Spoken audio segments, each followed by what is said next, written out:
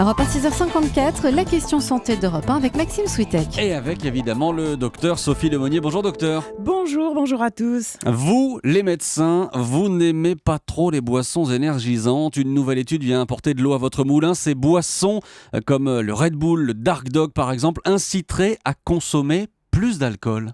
Effectivement, lors d'une soirée, mélanger de l'alcool à une boisson énergisante pousse à boire plus d'alcool. C'est la conclusion d'une étude australienne menée chez des jeunes de 18 à 30 ans. Alors certes, il ne faut pas tout mettre sur le dos des boissons énergisantes. Les gens peuvent surmonter leurs envies et la décision à boire ou non dépend de nombreux autres éléments. Mais quand même, ce qu'il faut savoir, c'est que le cocktail boissons énergisantes et alcool, qui est en plus très populaire chez les jeunes, n'incite pas à la modération, avec toutes les conséquences bien connues que cela peut avoir, bien sûr, sur les comportements. Mais alors pourquoi ces boissons sont-elles dangereuses? Quels sont les risques?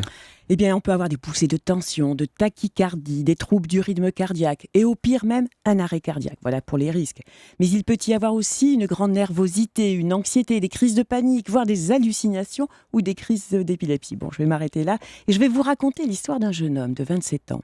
Au volant de sa voiture, tout d'un coup, il se sent mal avec une pression sur la poitrine, un cœur qui bat la chamade et en plus, il a l'impression d'étouffer et il est très angoissé. Alors, incapable de conduire, il s'arrête et il fait tout seul le diagnostic, tout simplement en voyant par terre 4 canettes de boissons énergisantes, des canettes vides, qu'il avait prises pour tenir le coup face à la longue route qu'il devait faire. Alors si je comprends bien, docteur, vous dites qu'on risque quand même d'en mourir? Oui, en mourir. on parle d'arrêt. J'ai parlé d'arrêt cardiaque, mais c'est très rare et ça ne survient pas chez n'importe qui. Oui, on le dit, c'est très rare. C'est très parce rare, qu'il y a beaucoup de gens qui nous j'insiste écoutent ce beaucoup. matin, donc peut-être les Absolument. enfants, les adolescents surtout, Oui. boivent ces boissons, c'est très rare. Hein. Méfiance quand même, parce que ça arrive chez des personnes qu'il est difficile de repérer, qui sont génétiquement prédisposées. Et effectivement, c'est une personne sur 1000. Rassurez-vous donc.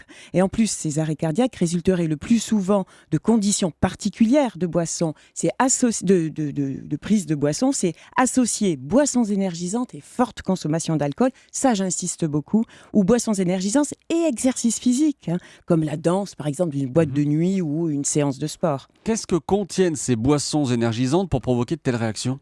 Tout ça, c'est lié aux excitants qu'elles contiennent. On retrouve le plus souvent de la caféine, ça on l'a bien compris, mais aussi du guarana, de la taurine, des vitamines ou même du ginseng. Alors, pour vous donner une idée, les canettes habituelles de 250 millilitres, ça apporte en moyenne l'équivalent en caféine de 2 expressos. Et le jeune conducteur, là dont je viens de vous parler, avait bu 4 canettes, soit l'équivalent de 8 expressos, mais dans un temps très court, en 2 ou 3 heures. Et bien sûr, c'est beaucoup trop. La dose, alors pour donner aussi une idée de dose de caféine à ne pas dépasser, c'est 2 à 3 tasses de café filtre ou 5 à 6 expressos, mais ça c'est par 24 heures. Voilà, et au moins c'est dit. Certaines de ces boissons sont pourtant conseillées pour s'hydrater pendant une séance de sport. Mais oui, mais attention, mais là, il ne faut pas confondre boissons d'effort, qui sont des boissons dites énergétiques, avec beaucoup de sucre dedans, et boissons énergisantes. Ça n'a rien à voir. C'est vrai qu'il y a de quoi s'y tromper. Les boissons de l'effort ont une composition adaptée à la pratique sportive. Les boissons énergisantes, comme on vient de le voir, elles contiennent des excitants qui font mauvais ménage avec l'effort physique par leurs effets sur le cœur.